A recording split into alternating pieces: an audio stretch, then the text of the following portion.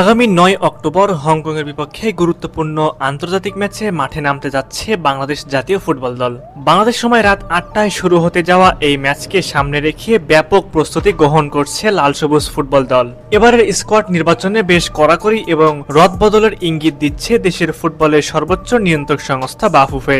বিভিন্ন সূত্র বলছে একাধিক বাংলাদেশি বংশোদ্ভূত বিদেশি ফুটবলারকে জাতীয় দলে অন্তর্ভুক্ত করার পরিকল্পনা করা হয়েছে, যাদের সাম্প্রতিক পারফরমেন্স নজর কাড়ার মতো। আবার অনেক দর্শকই চাইছেন বাংলাদেশের স্কোয়াডে যেন রাখা হয় 11 জন বিদেশি ফুটবলার। অযোগ্য কোচ হাবিয়ার কাবরেরাকে বাদ দিয়ে নতুন দায়িত্বশীল একজন কোচকে যেন নিয়োগ দেয় বাফুফে।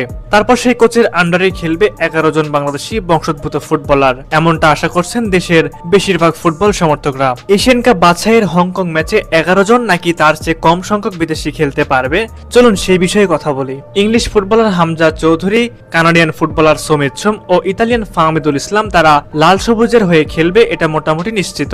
এর বাহিরে আরো কয়েকজন ফুটবলারের নাম শোনা যাচ্ছে যাদেরকে হংকং এর বিপক্ষে ম্যাচে পাওয়া যেতে পারে। প্রথমে বলতে হয় জায়ান আহমেদের কথা।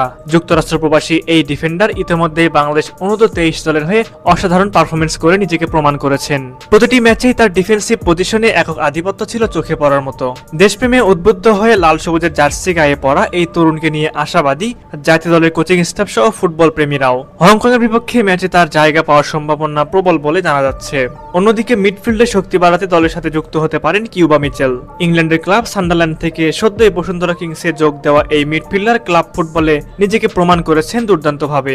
মাঠে তার উপস্থিতি ও খেলার ধরন তাকে খুব সহজে আলাদাভাবে করে তোলে। বল কন্ট্রোল, পজিশনিং ও ভিশনের দিক থেকে কিউবা মিচেল হতে পারেন বাংলাদেশের মিডফিল্ডের নতুন প্রাণ। তালিকায় আরও রয়েছেন তানিল সালিক ও জায়ান হাকিম।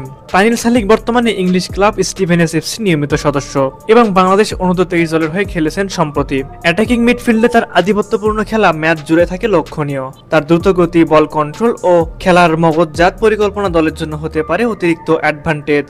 এদিকে স্ট্রাইকার জায়ান হাকিম ইতিমধ্যে ইংলিশ ক্লাব এনসটি নোমাডাসের হয়ে দুর্দান্ত ফর্মে রয়েছেন। নিয়মিত গোল করে যাওয়া এই অভিজ্ঞ স্ট্রাইকারকে বলা হচ্ছে বাংলাদেশের ভবিষ্যৎ দানব স্ট্রাইকার। তার ফিটনেস, পেস এবং পজিশন সেন্স তাকে অন্যদের চেয়ে এক ধাপ এগিয়ে রাখে। বর্তমান সময়ে তার মতো স্ট্রাইকার পাওয়া দুর্লভ বলে অনেকের বিশ্বাস। তবে প্রশ্ন হচ্ছে, এই প্রতিভাবান ফুটবলারদের বাফুফে সুযোগ দেবে তো, নাকি আগের মতোই তথাকথিত সিন্ডিকেট নির্ভর ফুটবলারদের নিয়ে দল সাজানো হবে? দেশের ফুটবল অঙ্গনে এই প্রশ্ন এখন আলোচনার কেন্দ্রবিন্দুতে।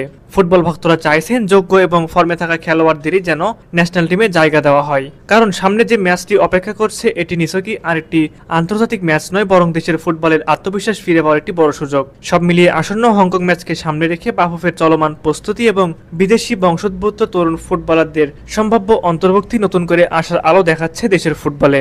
এখন সময় বলে দেবে বাস্তবতা কতটা বদলাতে পারে এবং কতটা সাহসী সিদ্ধান্ত হতে পারে দেশের ফুটবল প্রশাসন।